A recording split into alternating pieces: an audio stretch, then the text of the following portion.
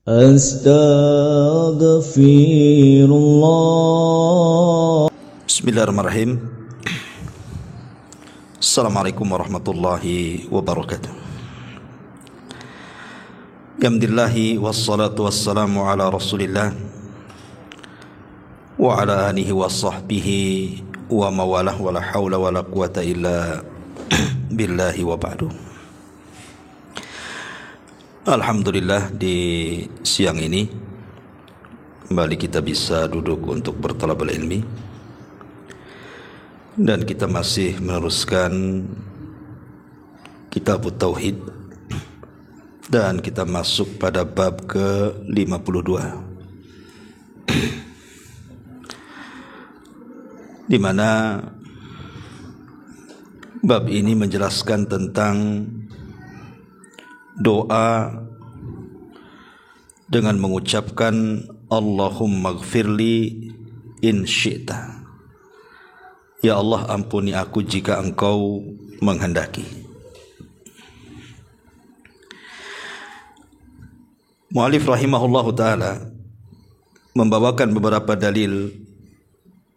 Di antaranya adalah riwayat dalam Sahih Bukhari dan Muslim dari Abi Hurairah radhiyallahu an, Nabi sallallahu alaihi wasallam bersabda, la yakul ahadukum Allahumma gfirli in syi'ta,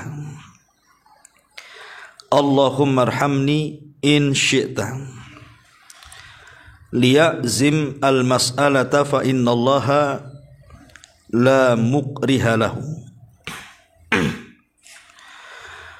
Janganlah ada seseorang di antara kalian yang berdoa dengan mengucapkan, ya Allah, ampunilah aku jika Engkau berkehendak,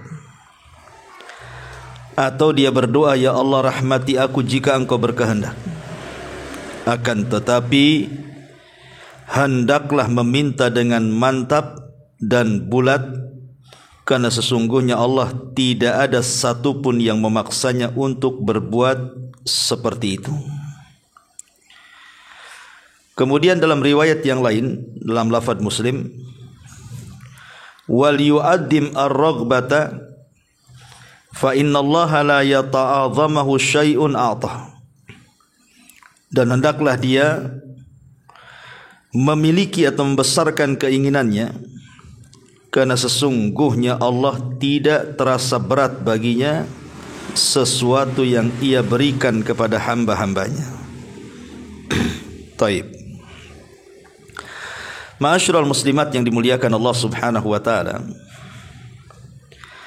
bab ini mu'allif rahimahullahu ta'ala ingin menjelaskan tentang adab kepada Allah subhanahu wa ta'ala, berakhlak kepada Allah subhanahu wa ta'ala, bahwa kita jangan sampai kurang ngajar, mungkin bahasa kasarnya, kepada Allah azza wa jalla, tapi beradablah, berakhlaklah kepada Allah azza wa jalla. Salah satunya adalah akhlak ketika berdoa, karena doa itu sesuatu yang sangat agung di hadapan Allah. Makanya Nabi sallallahu alaihi wasallam mengatakan, laisa syai'un aqram indallah minad du'a. Tidak ada sesuatu yang lebih istimewa, lebih mulia di sisi Allah melebihi doa. Karena doa adalah sesuatu yang sangat istimewa, permintaan hamba kepada Rabbnya, dan Allah subhanahu wa ta'ala sangat senang dengan hamba yang senantiasa terus meminta kepadanya. Maka syariat Islam mengajarkan tentang adab dan akhlak bagaimana cara berdoa. Salah satunya di sini, tidak boleh orang berdoa itu mengatakan, ya Allah, jika Engkau mau ampuni aku, jika Engkau mau rahmati aku, jika Engkau mau berikan rizki kepadaku, jika Engkau mau berikanlah keturunan kepadaku, dan begitu seterusnya. Seseorang tidak boleh mengucapkan kalimat itu. Kenapa demikian? Nanti kita akan berikan alasannya. Ma'asyiral muslimat yang dimuliakan Allah Subhanahu wa taala. Kita tahu bahwa Allah Subhanahu wa taala berfirman di dalam Al-Qur'anul Karim, "Ya ayyuhan nasu antumul fuqara ilallah wallahu huwal ghaniyul hamid." Wahai sekalian manusia,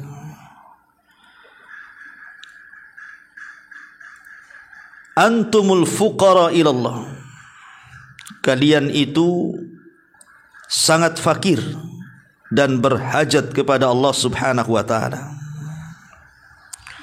Wallahu huwal ghani al-hamid, karena Allah lah zat yang maha kaya, tidak memerlukan sesuatu baginya, lagi maha terpuji. Para ulama mengatakan bahwa di antara ruh ibadah seseorang itu ketika beribadah kepada Allah Subhanahu wa taala, hendaklah diiringi dengan at-tadhallul, merendahkan diri kepada Allah Subhanahu wa taala, wal iftikar, dan merasa butuh dan berhajat kepada Allah Azza wa Jalla. Jadi ruhnya sebuah ibadah itu adalah ketika kita ini merasa rendah, merasa hina, merasa kecil, merasa miskin di hadapan Allah Azza wa Jalla, merasa berhajat kepada Allah, butuh kepada Allah. Itulah hakikat daripada ruh ibadah. Tetapi seseorang yang kemudian menampakkan kesombongannya, seolah-olah tidak berhajat kepada Allah Subhanahu wa taala, maka Allah Subhanahu wa taala ancam, sayadkhuluna jahannama dakhirin. Mereka orang-orang yang sombong kepada Allah itu akan dimasukkan ke dalam jahannam dengan cara dihinakan. Ma'asyiral muslimat yang dimuliakan Allah Subhanahu wa taala, dalam sebuah hadis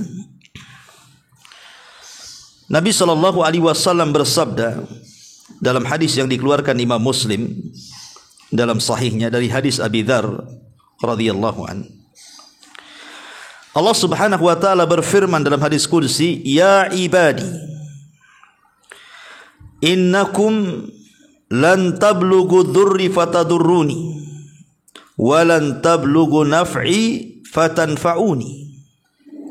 Ya ibadi, law anna awwalakum wa akhirakum wa insakum wa jinnakum kanu ala atqa qalbi rajulin wahidin minkum ma zada dhalika fi mulki syai'an.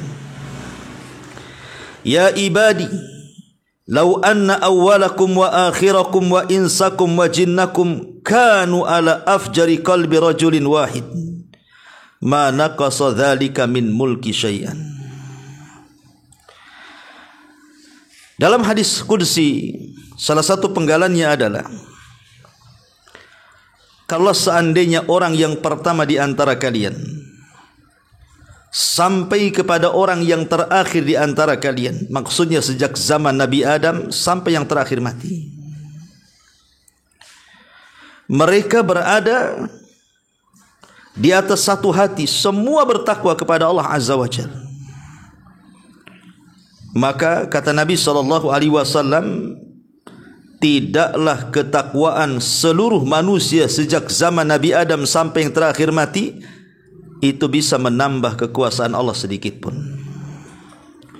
Atau sebaliknya, kalau satu dunia ini, jin dan manusianya, dari awal sampai akhir mereka berada di atas satu hati, semua rusak manusianya, tidak ada yang bertakwa kepada Allah Azza wa Jalla, itu tidak mengurangi kerajaan Allah sedikit pun.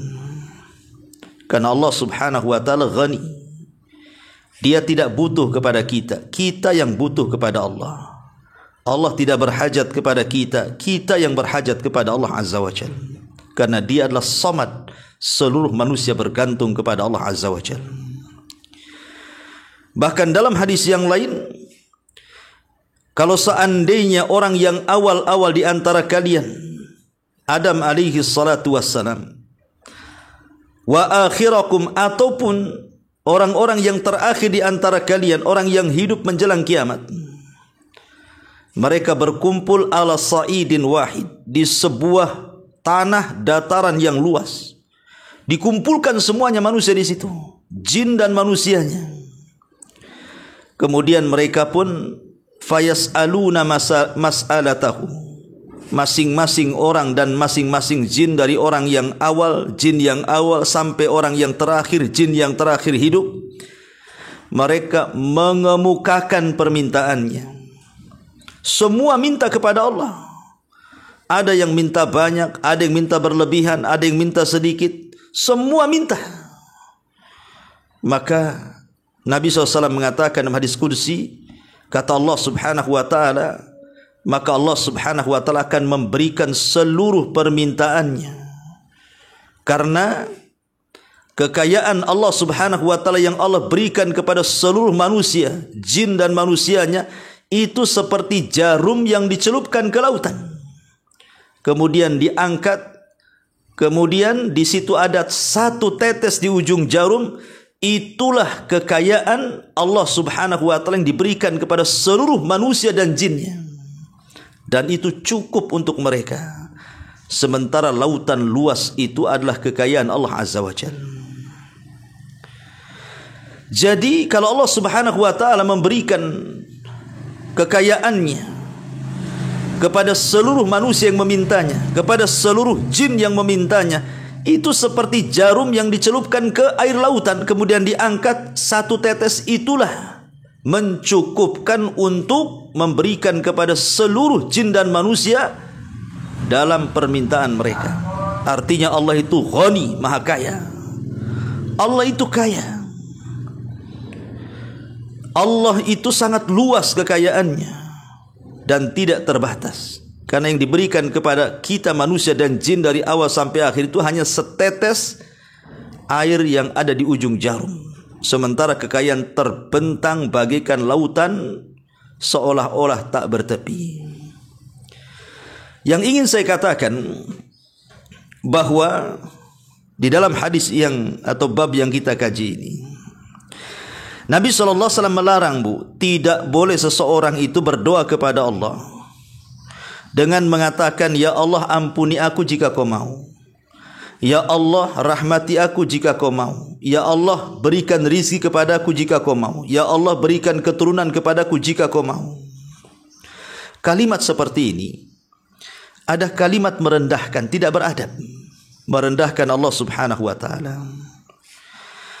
Kenapa kalimat ini dilarang tegas dalam agama? Tidak boleh seseorang itu dalam berdoa mengucapkan kalimat itu. Pertama, karena orang yang berdoa seperti itu, dia menyangka bahwa Allah subhanahu wa ta'ala seolah-olah tidak dibutuhkan oleh kita. Kalimat itu kan seolah-olah kita tidak berhajat kepada Allah. Kita tidak butuh dengan Allah subhanahu wa ta'ala. Sehingga dia mengucapkan, ya Allah kalau kau memberi, alhamdulillah, kalau tidak ya enggak mengapa gitu kan. Lah ini kan seolah-olah kita tidak berhajat kepada Allah. Kita ini semua berhajat kepada Allah azza wa jalla. Antumul fuqara ilallah. Kita ini fakir. Hidup kita bergantung kepada Allah sejak dalam janin perut ibu kita. Kita berhajat kepada Allah. Butuh makanan, asupan makanan dan minuman. Kemudian setelah lahir juga masih berhajat kepada Allah azza wa jalla. Butuh makanan dan minuman, asupan bagi dia. Kemudian setelah beranjak besar, kemudian remaja, kemudian dewasa, kemudian sampai tua, sampai masuk ke liang lahat, sampai dikumpulkan di padang mahsyar, sampai di hadapan kita surga dan neraka, kita itu berhajat kepada Allah azza wa jalla. Kalau kita mengatakan seperti itu, seolah-olah kita tidak berhajat kepada Allah, padahal Allah itu zat yang maha kaya. Yang maha kaya. Maka jangan berdoa dengan mengatakan seperti itu, seolah-olah kita tidak berhajat kepada Allah azza wa jalla. Ini lancang, kurang ajar, tidak beradab dan tidak berakhlak. Kemudian yang kedua, Seolah-olah kita ini meremehkan Allah. Seolah-olah kita ini meremehkan Allah, dan Allah itu seolah-olah tidak sanggup memberikan apa yang kita minta. Allah itu kaya, sudah saya katakan Allah itu kaya. Seberapa permintaan hamba-hambanya pun Allah beri. Kalau kita mengatakan, ya Allah berikan rizki jika kau mau, seolah-olah meremehkan Allah Azza wa Jalla. Makanya dikisahkan oleh seorang syekh itu, ada seseorang yang berdoa di depan Ka'bah. Doanya apa? Dia mengatakan, ya Allah berikan kepadaku uang 5 miliar. Besar enggak tuh? Besar lah 5 miliar. Ibu saja kalau dikasih suami 1 bulan 10 juta saja udah senang gitu ya. Besar tuh ya. Dia minta kepada Allah Azza wa Jalla dengan mengatakan, ya Allah berikan kepadaku 5 malayin, 5 miliar. Tiba-tiba orang di sampingnya mengatakan, wahai fulan, kenapa kau minta banyak-banyak katanya? 1 miliar sudah cukup tuh katanya. Kenapa kau mesti minta 5 miliar kepada Allah? 1 miliar lo sudah banyak katanya. Maka orang yang berdoa ini melirik kepada orang sebelahnya dan mengatakan, hei fulan, aku lo tidak minta sama kamu, aku minta sama Allah. Kalau minta sama kamu 5 miliar ya kebanyakan lah. Paling kalau aku minta 5 miliar sama kamu, kau kasih mungkin 100 ribu kan itu. Ini yang aku minta adalah zat yang maha kaya. Terserah aku lah yang minta 1 miliar, 2 miliar, 5 miliar. Yang aku minta adalah zat yang maha kaya.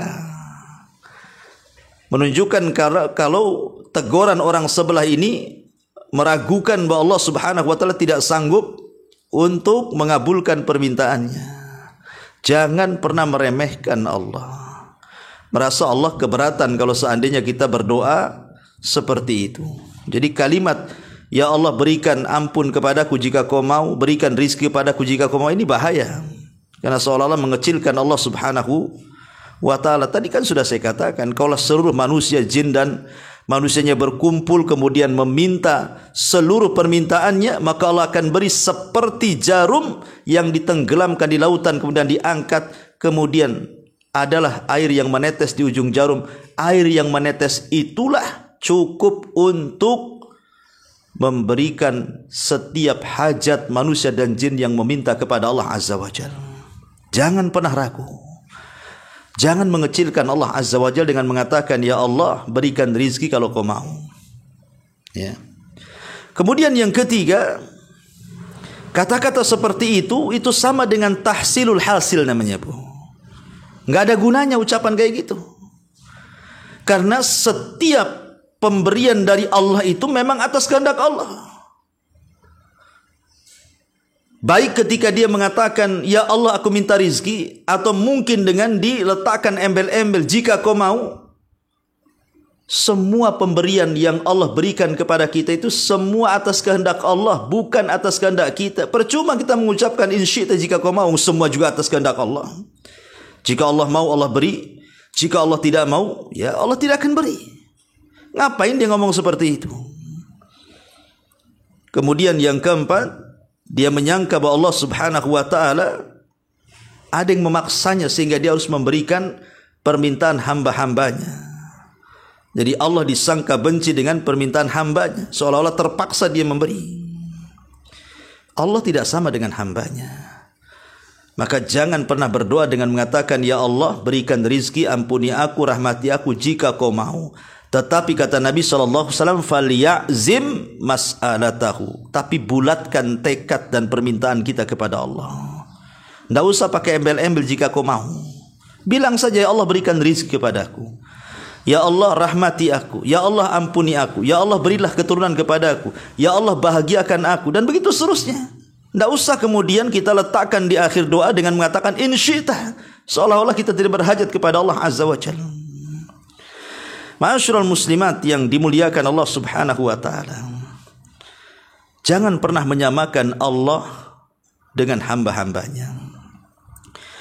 Kalau hamba-hamba Allah Subhanahu wa ta'ala sekaya apapun, seluas apapun kekayaan yang ada di tangannya, anggaplah dia itu mungkin di zaman sekarang diistilahkan dengan istilah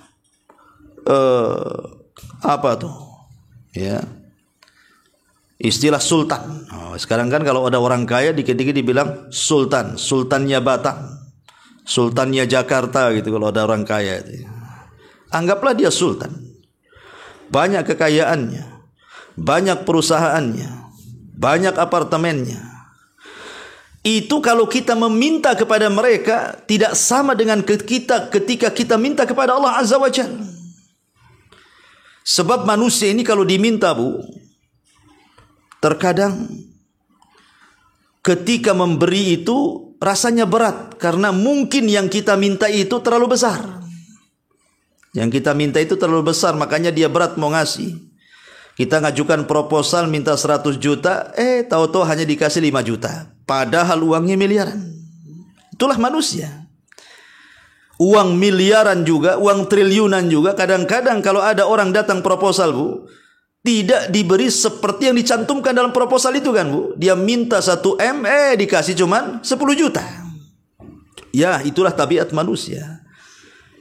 Mereka itu sekaya apapun tetap miskin. Tidak ada orang kaya itu kaya di dunia. Tetap yang kaya itu Allah Subhanahu wa ta'ala. Ataupun bakhil, tidak mau ngasih dia. Padahal kaya tapi bakhil. Dia berpikir seperti paradigma sekuler. Nih kalau saya kasih permintaannya, habislah uang saya. Padahal uangnya triliunan, miliaran. Yang diminta itu mungkin 1 juta, 2 juta. Nggak mau kasih dia. Takut kurang kekayaannya. Dia nggak yakin bahwa harta dia titipan Allah Subhanahu wa ta'ala. Itulah manusia. Belum tentu ngasih karena dia bakhil. Ataupun kalaupun dia ngasih itu mungkin karena mungkin takut. Mungkin dia diancam preman gitu ya. Kalau tidak dikasih, wah dia akan nyakiti kita nih. Atau paksalah saya kasih. Ini kalau tidak saya kasih ini dipersulitlah pekerjaan saya. Kalau saya tidak kasih, dipersulitlah akses saya, dan begitu seterusnya. Terkadang manusia itu kalau memberi, itu karena sebab takut. Atau kalaupun dia memberi itu karena ada masalah untuk dirinya. Ini harus saya sogok nih orang ini. Kalau enggak nanti enggak licin nih. Nah, saya harus sogok dia nih, harus saya kasih nih orang ini. Kalau enggak dipersulit nanti saya nanti. Terkadang dia memberi itu karena ada maslahat kepada dirinya, bukan karena ikhlas, Bu. Itulah manusia.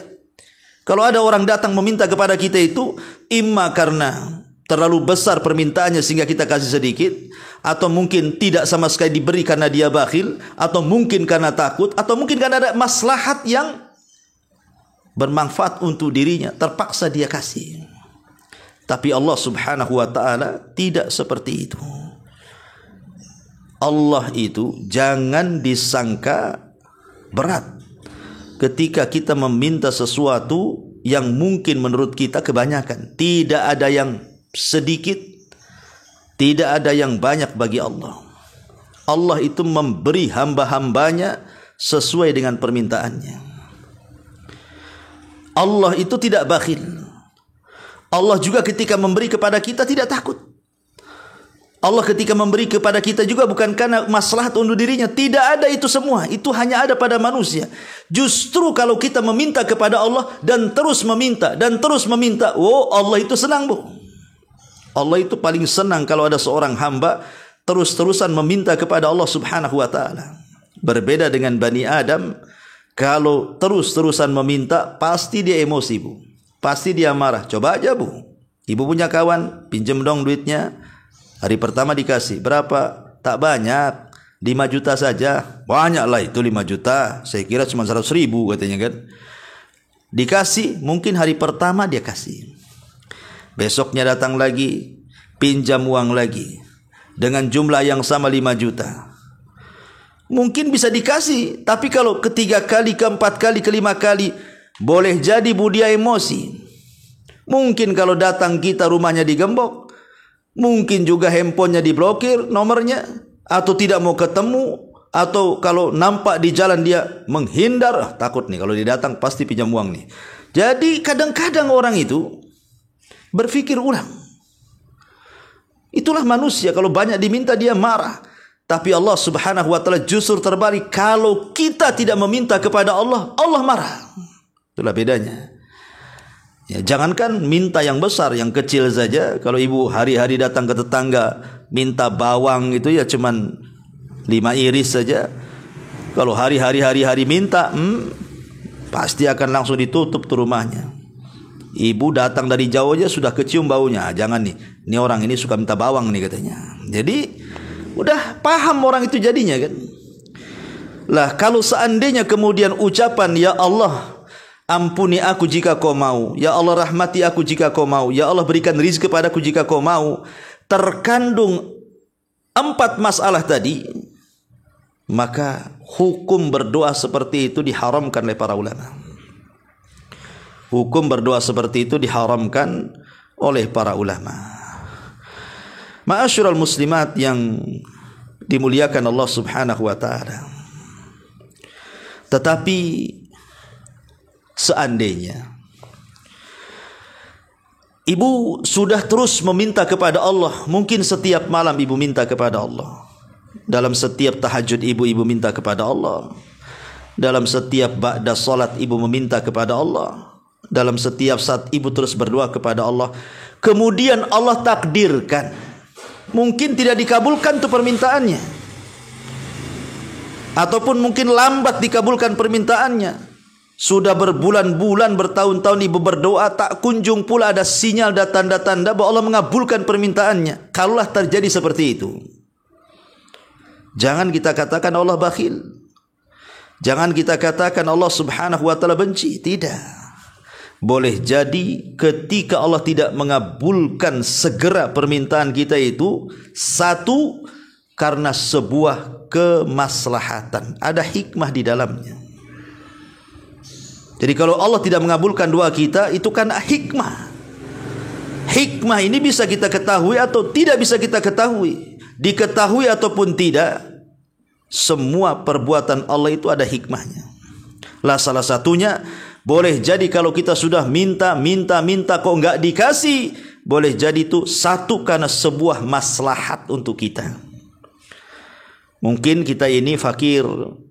Ketika kita masih fakir, miskin, susah pekerjaan, tapi satu sisi akhirnya bisa sering hadir di pengajian, sering hadir di masjid untuk melaksanakan sholat jamaah, mudah tersenyum kepada kawannya, mudah tersenyum kepada tetangganya, lisannya pun santun dalam kata-katanya dan tutur katanya.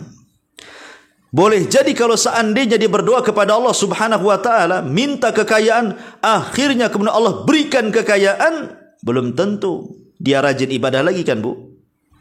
Boleh jadi sudah enggak pernah hadir lagi di majlis taklim tuh. Boleh jadi enggak pernah hadir di masjid lagi. Boleh jadi mungkin sikapnya juga tidak seperti dia miskin, masih bisa senyum, sekarang sudah tidak senyum karena takut dipinjam orang uangnya. Bisa berubah tuh. Persis seperti firman Allah Subhanahu wa taala, "Kalla innal insana la yatgha an ra'ahu stagna." Sekali-kali manusia itu bisa melampau. Kalau seandainya Allah Subhanahu wa taala memberikan kekayaan kepadanya. Lihat Qarun, saat dia fakir, dia orang yang ahli ibadah, munawwir, wajahnya penuh cahaya karena dia gemar membaca kitab Taurat dan indah bacaannya. Tapi setelah kaya, apa yang terjadi? Dia pun tidak menasabkan nikmat itu kepada Allah dan mengatakan innama utituhu min ilmin indi. Kalian minta enak saja. Ini kekayaanku ini karena kecerdasanku.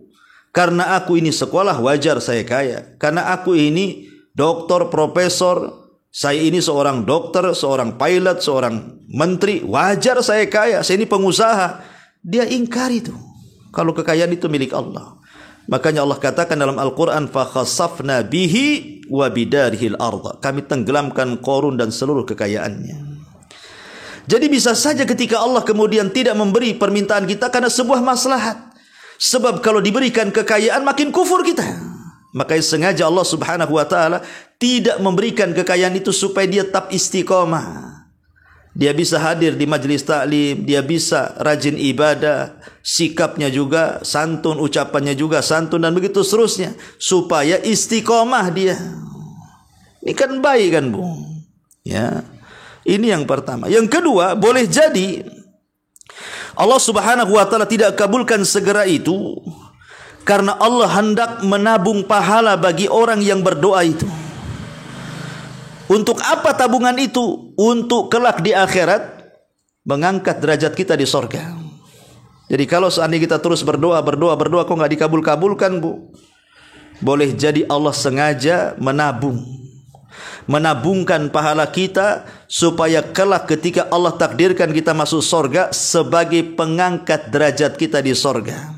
Amalan kita tidak banyak, tetapi sorga ditinggikan oleh Allah karena apa? Karena rajin berdoa. Ini yang kedua.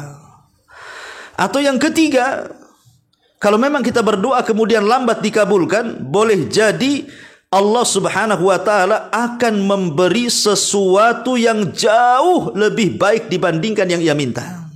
Bisa saja. Ya, bisa saja Allah Subhanahu wa taala biarkan dia dulu berdoa, terus berdoa, akhirnya Allah memberikan sesuatu yang jauh lebih indah, lebih baik daripada permintaannya. Tidak mustahil bagi Allah. Tidak mustahil bagi Allah memberikan sesuatu yang terbaik dari permintaan seorang hamba kepadanya. Atau yang keempat, bisa saja Allah Subhanahu wa taala tidak kabulkan segera permintaannya karena sebuah keburukan. Atau yang terakhir, mungkin Allah Subhanahu wa taala mengabulkan dengan cara yang lainnya. Yang diminta lain, yang dikabulkan pula lain. Yang diminta supaya dimudahkan pekerjaannya, supaya diterima pekerjaannya, dimudahkan rizkinya, diluaskan rizkinya. Tetapi Allah tidak kabulkan permintaannya, yang dikabulkan pula permintaan yang tidak diminta. Contoh pamannya dihindarkan dari kecelakaan, dihindarkan dari penyakit. Walaupun mungkin dia tetap miskin, meminta kaya tidak dikabulkan, tapi badannya disehatkan, gak ada penyakit. Boleh jadi mungkin anaknya soleh dan soleha. Boleh jadi kemudian rumah tangganya mawaddah warahmah. Allah kabulkan yang lainnya. Jadi bukan berarti kemudian kalau seorang berdoa kepada Allah kemudian Allah lambat mengabulkannya atau dikabulkannya tidak dengan segera gitu. Kemudian kita macam-macam kepada Allah Azza wa Jal, langsung suudzon kepada Allah Azza wa Jal. Tidak boleh, karena Allah Subhanahu wa taala itu ma'adhanni abdi bi. Kata Allah, Allah itu bersama prasangka hambanya kepadaku. Kalau dia berprasangka baik, Allah baik pada kita. Kalau kita berprasangka buruk kepada Allah, Allah akan buruk kepada kita. Jadi itu yang harus dipahami. Ma'asyiral muslimat yang dimuliakan Allah Subhanahu wa taala. Kembali kepada hadis tadi. Di sini Nabi sallallahu alaihi wasallam mengatakan, la yaqul ahadukum. Janganlah salah seorang di antara kalian berkata, Allahumma ighfirli in syi'ta. Ya Allah, ampuni aku jika kau mau. Allahumma arhamni in syi'ta. Ya Allah, rahmati aku jika kau mau. Kalimat ini tadi saya sudah jelaskan 4 poin. Salah satunya adalah seolah-olah dia tidak berhajat kepada Allah. Tetapi ada doa yang biasa ibu ucapkan kan, Bu, kalau ibu mendengar ada orang sakit. Biasanya ibu menyampaikan apa? La ba'sa tahurun insyaallah. La ba'sa tahurun insyaallah. Rasul mengucapkan kalimat itu. Kemudian di sisi lain di sini Rasul melarang tidak boleh mengucapkan in syi'ta. Ya Allah, ampuni aku jika kau mau. Sementara dalam hadis ini ketika ada orang sakit kita katakan la ba'sa, tidak mengapa, tahurun, semoga Allah bersihkan dosa-dosamu, insyaallah, jika Allah mau. Itu sama dengan kalimat in syi'ta, jika engkau mau ya Allah. Apa bedanya tuh? Kenapa dalam lafaz ini Rasul SAW menganjurkan untuk mengucapkannya, sementara dalam hadis ini Rasul melarang mengucapkan kalimat in syi'ta, jika Allah berkehendak? Maka ulama menjawab bahwa kalimat la ba'sa tahurun insyaallah ini bukan babnya babul insya, bab doa bukan. Tapi di sini babul khabar. kalimat la ba'sa tahurun insyaallah ini bukan doa tapi khobar, menghabarkan. Jadi kalau ada saudara kita sakit, seolah-olah kita katakan, yang sabar ya.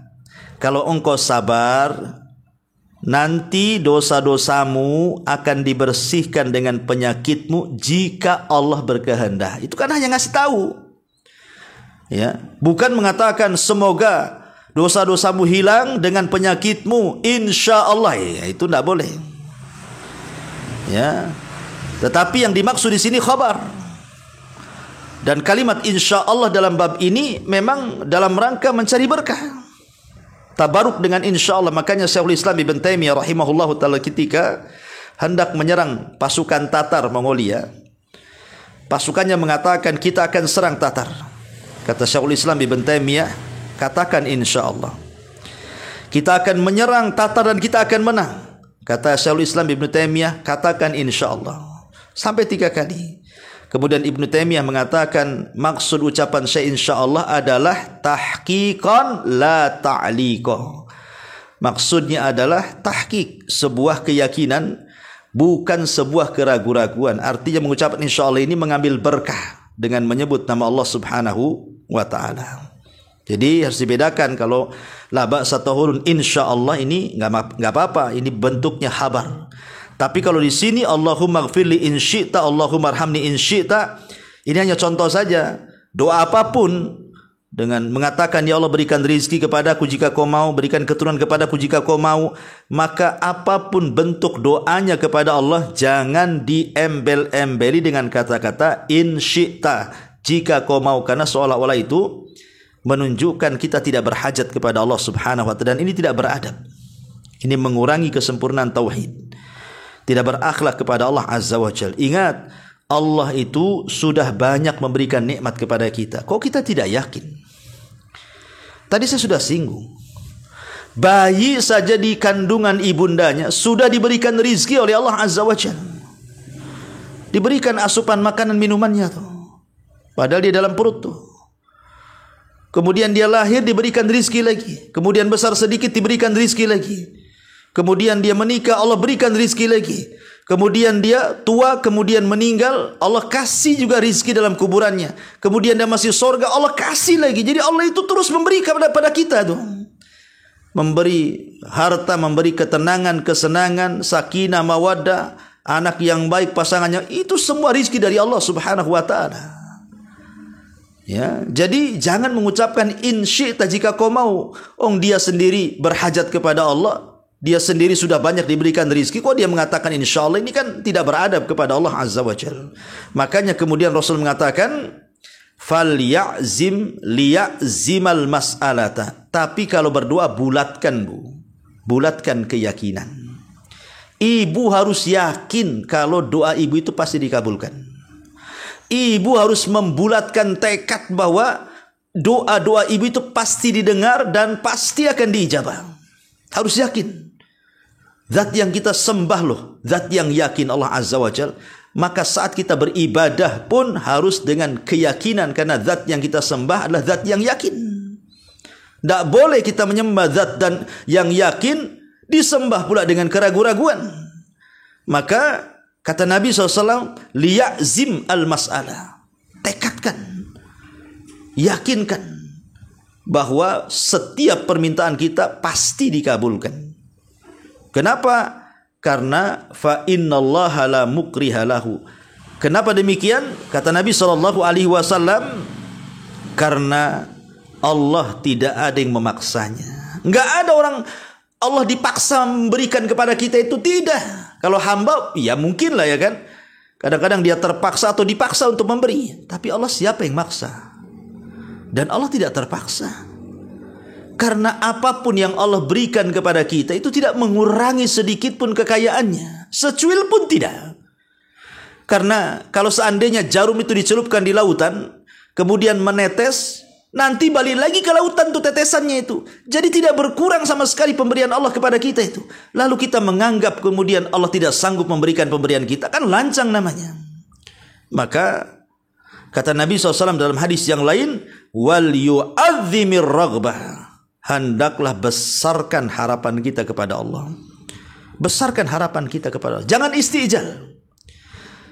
Karena di antara sebab ditolaknya doa itu istijal. Apa itu istijal, Bu? Mengatakan da'autu falam yastajibli. Aku sudah berdoa, tapi kok tak kunjung-kunjung dikabulkan. Justru dia mengucapkan seperti itu, itulah sebab doa tidak dikabulkan. Jangan mengatakan seperti itu. Aku loh sudah capek aku minta itu. Setiap hari aku minta, setiap sholat aku minta, setiap malam aku minta, kok nggak pernah dikabul-kabulkan, kenapa ya? Jangan ngomong begitu. Sebab itu disebut istijal, dan istijal itu yang menghalangi doa, tidak akan dikabulkan Allah Subhanahu wa taala. Berdoa saja. Tidak perlu mengatakan aku sudah banyak berdoa tidak dikabulkan, karena tidak ada ruginya orang berdoa itu, Bu. Karena setiap doa itu ibadah. Tadi kan saya sudah katakan, boleh jadi tidak dikabulkan itu karena sebuah hikmah dan kemaslahatan. Ya, mungkin Allah Subhanahu wa taala hendak menguji kita dan menabungkan pahala untuk kita untuk mengangkat derajat kita di sorga. Kita tidak tahu di balik itu apa, tapi yang jelas di balik doa itu ada maslahat besar yang kita tidak tahu. Allah pasti merencanakan sesuatu yang kita tidak tahu. Terus berdoa kepada Allah Azza wa Jalla. Makanya Rasul mengatakan, wal yu'azzimir raghbah, besarkan harapan dalam doa, fa innallaha, karena sesungguhnya Allah la yata'adzamuhu syai'un a'tahu. Karena Allah Subhanahu wa taala tidak ada sesuatu yang berat bagi Allah atas pemberiannya. Tidak ada. Tidak ada yang berat bagi Allah. Seberapa permintaan hamba sekalipun, Allah tidak akan berat memberikan apapun permintaannya. Ingat hadis orang-orang yang terakhir masuk surga, Bu. Berarti orang yang terakhir masuk surga, ya terakhir pula dia keluar dari neraka, kan, Bu?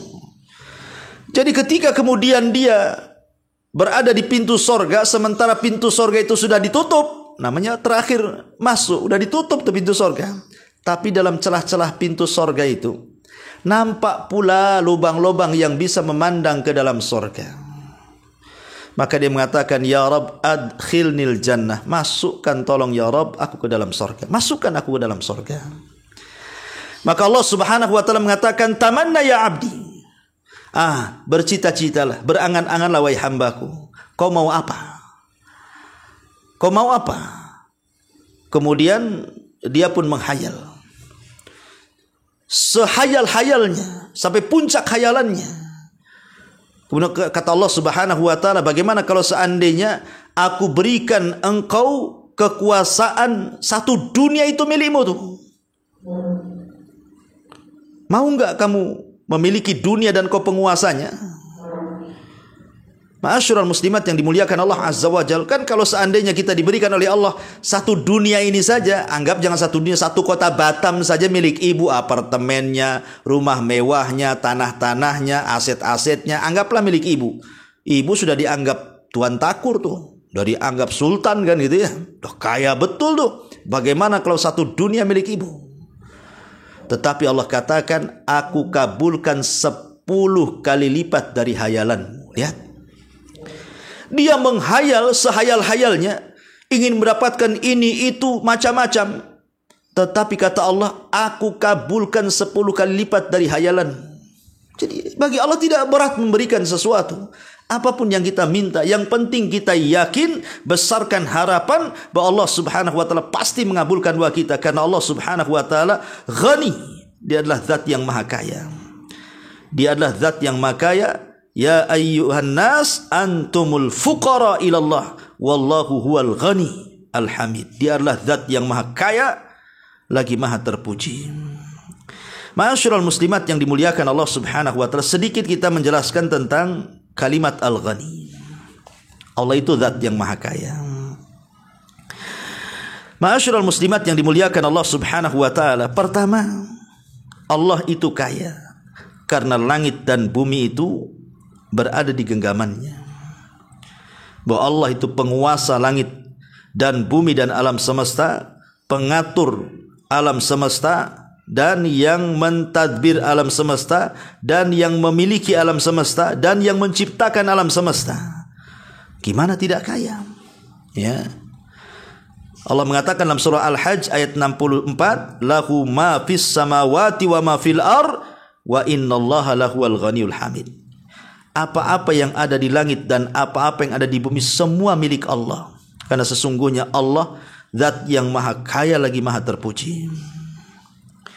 Dari sini kita tahu bahwa kalau langit dan bumi serta isi keduanya, bahkan semesta alam ini, dari makhluk yang paling besar seperti arasnya, ataupun makhluk yang paling kecil gitu ya, yang tidak bisa lihat kecuali dengan alat, itu semua milik Allah. Tidak ada manusia itu, bahkan manusia itu jasadnya sendiri milik Allah, bukan milik dia. Makanya dilarang seorang itu menyakiti jasadnya sendiri, karena jasad itu bukan milik dia sendiri. Pamannya seseorang menggunting jarinya, nggak boleh. Jari itu bukan milik dia, milik Allah. Ya, jadi harus yakin Allah itu kaya. Jadi jangan ragu-ragu dalam minta, karena Allah itu ghani, dia zat yang maha kaya. Ya. Kemudian juga yang kedua, Allah itu kaya dari hamba-hambanya. Allah tidak berhajat imbalan dari hamba-hambanya. Makanya Allah mengatakan dalam surah Az-Zariyat ayat 56-57, wa ma khalaqtul jinna wal insa illa liya'budun ma uridu minhum mir rizqin wa ma uridu an yut'imun.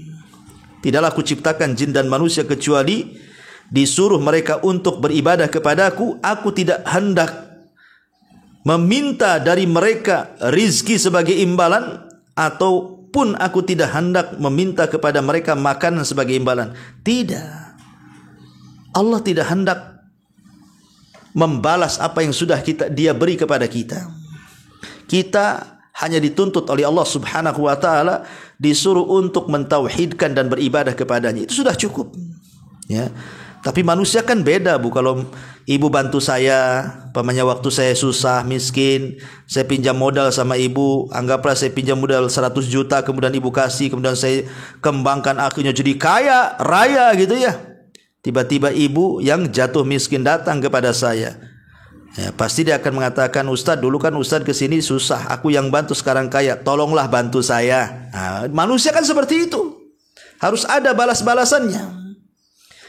Ya, harus ada barternya. Kalau bisa yang sama barternya. Tapi Allah Subhanahu wa taala ketika memberikan kekayaan kepada kita, Allah tidak minta dikembalikan kekayaannya, hanya minta bersyukur dengan cara beribadah dan mentauhidkan Allah Subhanahu wa taala. Kemudian juga Allah Subhanahu wa taala menggandengkan kalimat kaya dengan pujian, wallahu huwal ghaniyul hamid, dan Allah zat yang maha kaya lagi maha terpuji. Kenapa kalimat terpuji ini? Karena tidak setiap kekayaan itu bermanfaat dengan kekayaannya. Tidak semua orang kaya bermanfaat kekayaannya kepada orang kaya itu. Banyak juga kekayaan yang dimiliki orang kaya memadaratkan dia. Tetapi Allah tidak. Allah itu terpuji. Dia kaya, dia pun terpuji. Tapi manusia ada yang kaya tapi tercela pula dia.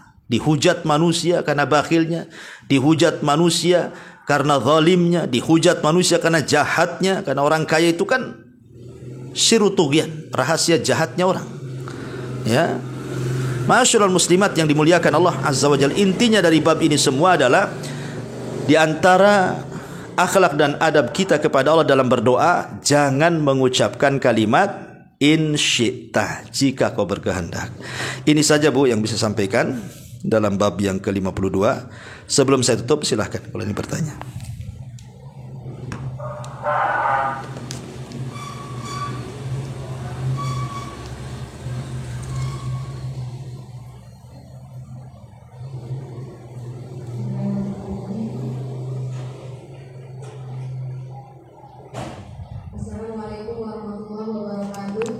Waalaikumsalam warahmatullahi wabarakatuh. Iya. Sering dilihat itu dibaca gitu. Kalau lihat rumah yang bagus, mobil yang bagus, orang-orang selalu mengatakan insya Allah disolatin, jadi solawatin aja dulu. Itu seperti apa doa atau pengalaman seperti itu? Disolawatin apa maksudnya? Ya seperti ini, kalau sering saya lihat itu tadi media sosial dari mana kalau orang posting mobil, rumah, melihat secara langsung, jadi rata-rata orang tuh mengatakan disolawatin aja dulu, mudah-mudahan nanti terkabul gitu. Oh, kalau minta sesuatu, minta pengen mobil, minta rumah, kalau belum punya ya disolawati aja, mudah-mudahan nanti dikabulkan gitu ya. Ya, ya, alhamdulillah. Ya sebenarnya kalimat disolawati itu maksudnya apa dulu kan itu. Kalau yang dimaksud disolawati artinya meminta kepada Nabi Shallallahu Alaihi Wasallam, ya itu salah. Karena kita tidak boleh meminta kepada Nabi. Rasul yang mengatakan, "Idza sa'alta fas'alillah wa idza sta'anta fasta'in billah." Kalau minta kepada Allah. Kalau minta pertolongan kepada Allah. Jangan minta kepada Rasulullah. Ya, Rasul itu tidak bisa mendatangkan manfaat dan tidak bisa mencegah madarat. Hanya Allah yang mendatangkan manfaat dan mencegah madarat.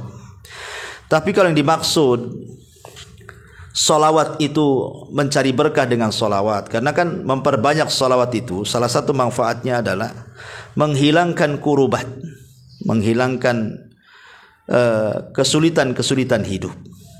Jadi kalau orang sulit hidupnya, ya perbanyak solawat, mencari berkah dengan solawat.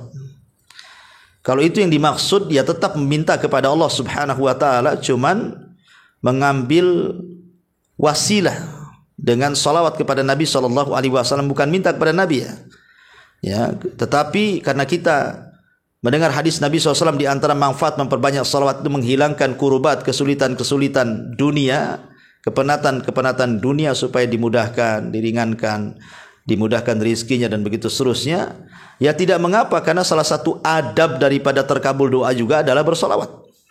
Makanya Nabi SAW pernah suatu ketika sholat, mendengar ada orang yang sedang sholat, dia tidak bersolawat kepada Nabi SAW. Maka Nabi SAW kemudian menegur dia agar dalam berdoa itu pertama memuji Allah, kemudian bersolawat kepada Rasulullah, baru kemudian meminta. Berarti menunjukkan bahwa solawat itu adalah salah satu penyebab dikabulkan doa, gitu ya.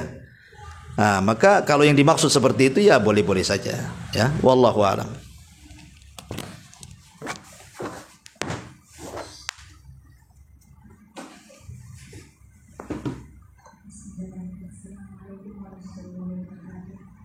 Waalaikumsalam.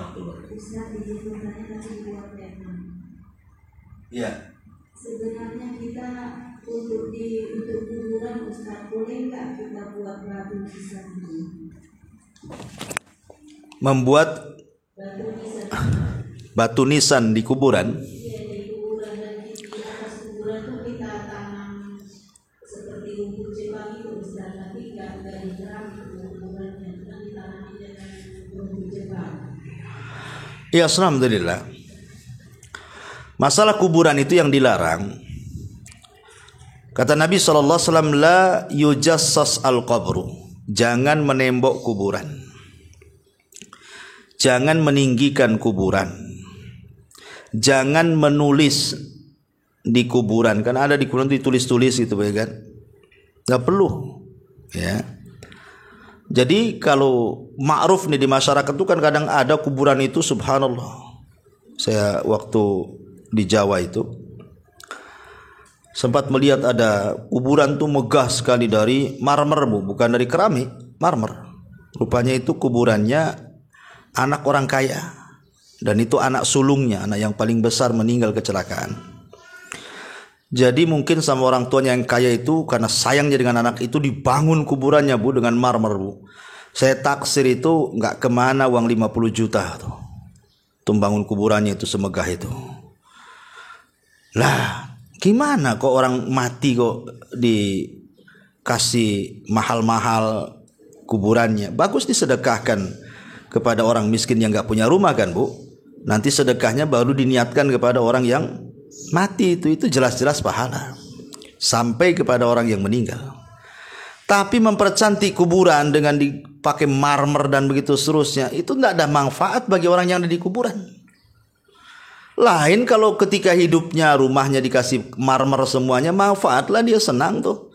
Tapi jangan disamakan orang hidup di kuburan dengan hidup di rumah. Jangan menyamakan perkara gaib dengan perkara nyata. Gak akan sama. nggak ada manfaatnya. Maka dilarang, tidak boleh yujassas, tidak boleh menembok kuburan. Lihat ibu kalau lihat kuburan di kuburan baki, ibu kalau belum umroh, belum haji kan bisa tuh nengok di media. Klik aja di YouTube kuburan baki. Oh, lihat tuh kuburan baki, kuburan para sahabat itu. Mana ada di tembok itu. Ya, mereka hanya dikelilingi batu, kemudian atasnya ya hanya sekedar tanah gitu saja kan, dan tidak terlalu tinggi. Bahkan kuburan orang-orang mulia dari kalangan para sahabat hampir semua sama seperti itu. Bahkan tidak bisa dikenali gitu kalau nggak dikasih tahu ini kuburan si anu gitu ya. Maka yang bermanfaat itu bukan membangun kuburan. Adapun pertanyaannya, boleh nggak seseorang itu meletakkan maisan tanda gitu kan? Ya tidak masalah. Ya harus diletakkan tanda biar tidak diinjak orang itu kuburan gitu ya, atau bukan kuburan. Supaya ada tanda mana kuburan mana tidak, dikasih tanda, dikasih maisan di atasnya. Adapun kemudian tanami rumput-rumput di situ biar nampak itu kuburan, hanya sekedar supaya nampak bahwa itu kuburan, bukan dalam rangka mengindah-indah kuburan, karena nggak ada manfaatnya kan Bu, mengindah. Atau diyakini dengan menanam rumput gajah atau rumput apa di kuburan itu bisa menyenangkan orang yang di kuburan, ya itu sudah melampau, yang nggak ada seperti itu. Karena hadis tentang Rasul meletakkan pelepah kurma dibagi dua, kemudian letakkan dua kuburan, kemudian kata Rasul mengatakan, semoga meringankan azab kedua orang yang dikubur ini selama pelepah kurma ini belum kering. Ini khususiah Nabi. Ini khusus bagi Nabi. Kenapa? Karena Nabi SAW mendengar dua orang itu sedang diazab. Loh, kita kan nggak mendengar bahwa kuburan itu penghuninya sedang diazab sehingga kita harus tanam rumput di situ kan. Kalau dalam rangka sebuah keyakinan maka tidak boleh. Tapi kalau hanya ditanam saja biar tidak hilang kuburannya, biar tahulah itu kuburan keluarganya, insya Allah nggak ada masalah. Tidak diyakini apa-apa di situ. Wallahu a'lam.